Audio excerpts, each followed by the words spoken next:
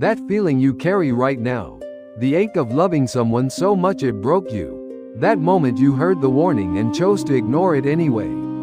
The exhaustion of giving everything you have, only to feel like the world never noticed. People felt all of that thousands of years ago. And instead of naming those feelings, they built gods around them. Those gods became Greek mythology. But here's the strange part. Thousands of years have passed. Science can explain lightning. We've calculated the age of the universe. We've mapped the human brain. And yet people are still watching, reading, and reimagining these stories.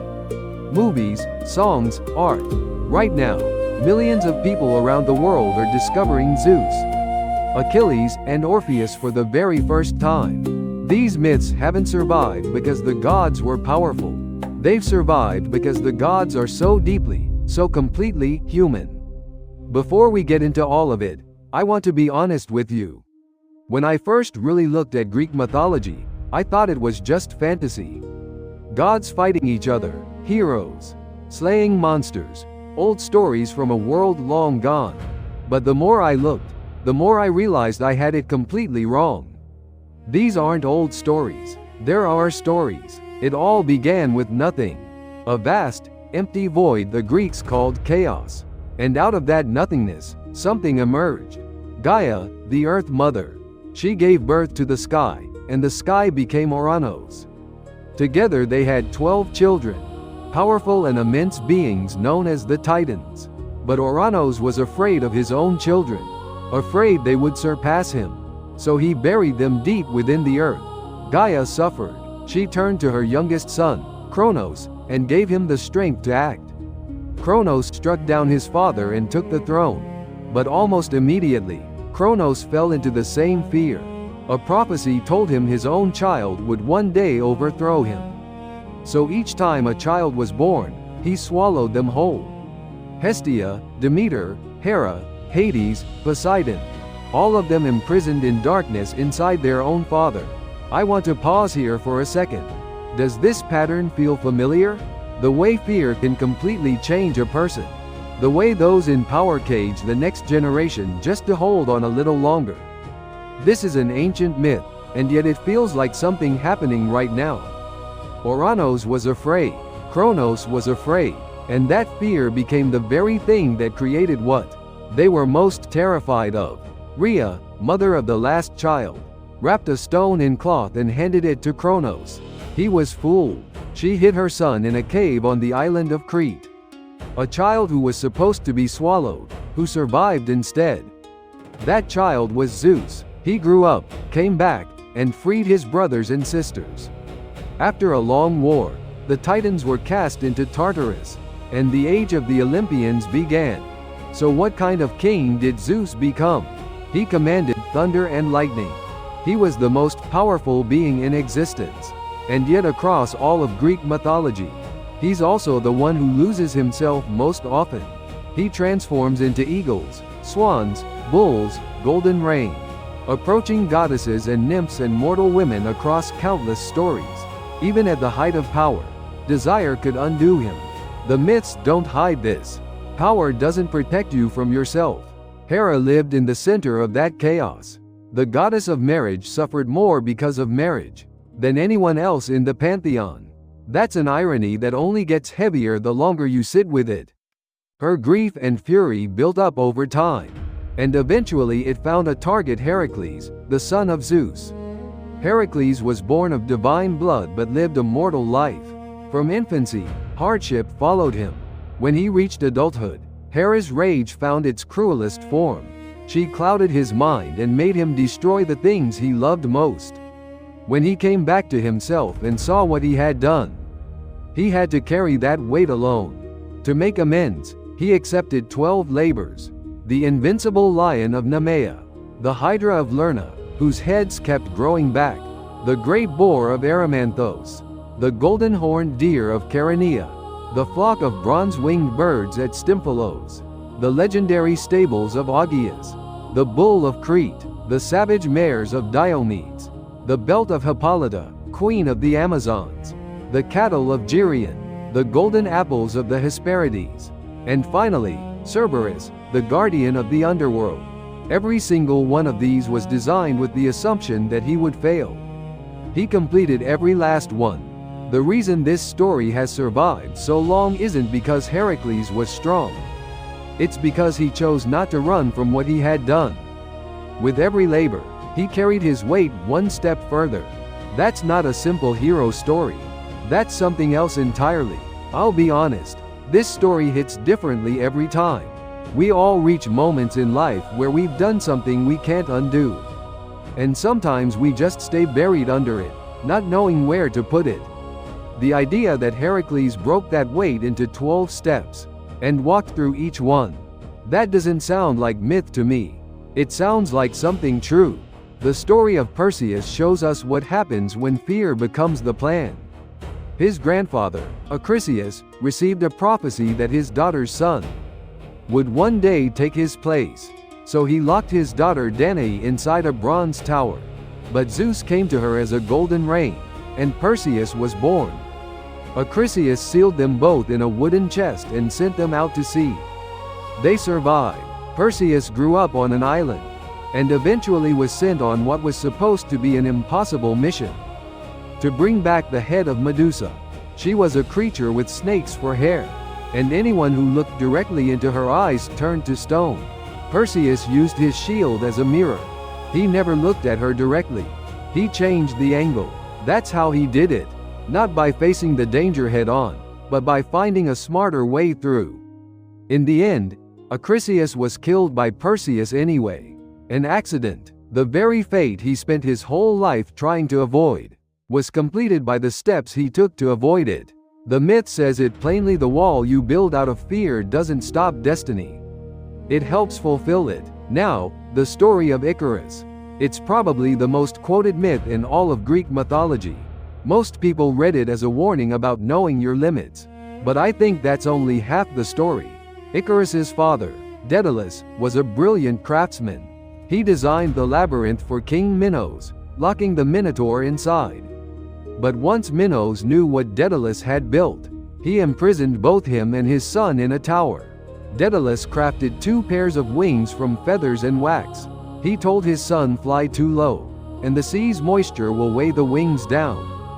Fly too high, and the sun will melt the wax. Icarus knew. He understood every word. But the moment he lifted off the ground, something changed. The feeling of the wind carrying him upward. Clouds below his feet. A freedom he had never known before. Every warning dissolved. He flew higher. The wax melted. The wings fell apart. Icarus fell into the sea. Here's what I keep thinking about. If Icarus had followed every instruction perfectly, he would have landed safely. But would we still be telling his story thousands of years later? The reason we remember Icarus isn't because he was careful. It's because he wasn't. Sometimes the myths remember the ones who flew with everything they had longer than the ones who walked the safe path. The deeper truth in this story isn't just, don't aim too high. It's that the attempt itself, even a failed one, leaves a mark that lasts. The story of Orpheus goes quiet in me every time I come back to it. It feels too real to be myth. And I think that's because somewhere along the way, most of us have been Orpheus. We've all had a moment where we put everything on the line, trying to get back something we lost. Orpheus was the greatest musician who ever lived. His lyre could move trees, stop rivers, calm wild animals. He loved Eurydice, married her, and on the day of their wedding, she was gone. The happiest day of his life became the worst. He went into the underworld. No living person was supposed to make that journey. But he went. His music stopped Cerberus at the gate. It stilled the ferryman on the river Styx. It moved every soul in the realm of the dead. Some say even the Furies wept. And it reached Hades himself. Hades agreed. Eurydice could go with him. But there was one condition. He could not look back until they reached the surface. Not once. Orpheus walked through the dark. He could hear footsteps behind him. Then nothing. Then something again. He was almost there. The light from the upper world was ahead. And he turned around. He just needed to see her face, to know she was really there. She disappeared. Forever. Why did he look? People have been asking for thousands of years. Some say doubt, some say impatience, but I see it differently. I don't think Orpheus doubted her. I think he loved her too much to go one more second without knowing for certain. The bigger the love, the stronger the need to reach for it. And that reaching, that's what changed everything. The myth doesn't call this a failure. It calls it love. The story of Prometheus may be the heaviest in all of Greek mythology. Prometheus was a titan, but he fought alongside Zeus, and he cared deeply for humanity. He watched people shivering in the dark, terrified of the night, and couldn't stand it. So he took fire, the one thing that belonged only to the gods, without Zeus's permission, and gave it to humankind. The price was immense. Prometheus was chained to a rock in the mountains. Each day brought suffering. Each night brought recovery. Then the cycle started again. It continued for thousands of years, until Heracles finally freed him. Did he know what it would cost? I think he did. He gave the fire anyway, accepting a heavy price to give something to the next generation, being ahead of your time and paying for it within your own. This structure isn't locked inside an ancient myth. It's happening somewhere in the world right now. Pandora's box connects directly to that moment. When Prometheus gave fire to humans, Zeus responded with a gift of his own. That gift was Pandora, the first woman, crafted by the gods with beauty, charm, and every kind of grace. And alongside her, a sealed jar. Never open it, she was told. She opened it. Everything difficult and painful in the world poured out. When Pandora slammed the lid shut in terror, only one thing remained inside. Elpis, hope. I sat with this ending for a long time. At first it felt almost cruel. All that suffering released, and hope just left behind like a leftover. But the longer I thought about it, the more it shifted. The suffering had already spread into the world. It couldn't be taken back. But hope was still here. Still in human hands. That's what the myth is saying. No matter what's already been unleashed, hope hasn't left you yet.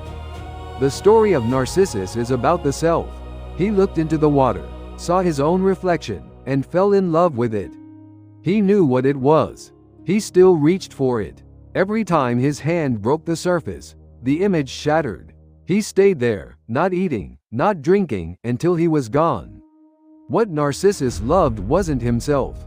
It was a perfect image of himself. Something that vanished the moment he tried to touch it. When you think about how many people today are chasing a polished version of themselves that can never quite be reached, this story stops feeling ancient very quickly. The 10-year journey of Odysseus is the most human story in all of Greek mythology. After the Trojan War, all he wanted was to go home. Instead, he drifted for a decade. He was trapped in the cave of the Cyclops. He spent years on the island of Circe, the witch who blurred his men's minds. He traveled to the realm of the dead. He sailed past the sirens, whose song lured men to their deaths. He passed between Scylla, a creature with 6 heads, and Charybdis, a massive whirlpool. Odysseus didn't survive because he was the strongest. He survived because he was the smartest in the room. When the Cyclops asked his name, he said, "Nobody." When he needed to hear the sirens without dying, he had himself tied to the mast. He never pretended the danger wasn't there. He found a way through it. Every single time, he used his mind, refused to quit, and eventually arrived. 10 years later, but he arrived. Every time I hear this story, I think if I'm struggling to get somewhere right now, maybe I'm just still on the road. Odysseus took 10 years. He got there. The Trojan War started with a single apple, a golden apple, inscribed, "For the most beautiful." The goddess Eris, goddess of discord, had not been invited to a wedding. She threw the apple into the banquet hall. Hera, Athena, and Aphrodite each claimed it. Zeus handed the judgment to Paris, prince of Troy. Hera offered power. Athena offered wisdom. Aphrodite offered the most beautiful woman in the world. Paris chose Aphrodite. Helen came to Troy. 1,000 ships set sail. A 10-year war began. Countless lives lost. A great city burned. All of it traced back to one person who felt excluded, whose wound became the spark. Eris's apple wasn't just an apple. It was the symbol of someone who wanted to belong but was turned away. Achilles was nearly invincible. His mother Thetis held him by the heel and submerged him in the river, covering his entire body. Every part of him was protected, except the one spot her hand was holding. That single weakness became the end of his story. The structure keeps appearing in these myths. The one closest to greatness is brought down by the one thing left exposed. Strength always carries a crack somewhere. And that crack, that's where the humanity lives. When you look at Greek mythology long enough, a pattern emerges. Orpheus tried to hold power and lost it. Kronos tried to escape a prophecy and fulfilled it. Icarus reached too high and fell. Orpheus tried to hold on to love and let it go. Narcissus chased his own image and vanished. This pattern hasn't stopped. It's been repeating around us for thousands of years. The myths have survived because the way humans make choices hasn't really changed. And now, after all of this, there's something I've been thinking about for a long time that I want to say out loud. Greek mythology is not a collection of lessons. It's not a promise that good behavior leads to good outcomes. Heracles did nothing wrong and faced the hardest trials. Prometheus loved humanity and paid the longest price. Orpheus loved completely and lost everything. These myths are not fair, but that's exactly why they feel real. The true reason these stories have lasted thousands of years is that they press on the deepest questions we carry. Why do I keep making the same mistakes even when I know better? Why does love always seem to arrive with anxiety attached? Why does freedom always seem to come with a cost? Why does greatness always seem to have a fracture running through it? The myths never answer these questions directly. Instead, they shape them into stories and pastema, from one generation to the next. And every time we hear them, something quiet happens. We place ourselves inside them without even realizing it. We see our own desire in Zeus, our own grief in Orpheus, our own ambition in Icarus, our own guilt and slow redemption in Heracles. Mythology is the oldest language humans ever invented for trying to understand themselves. Science, philosophy, literature, they all grew out of it. And that language is still alive, right now, in this moment, while you're listening to this.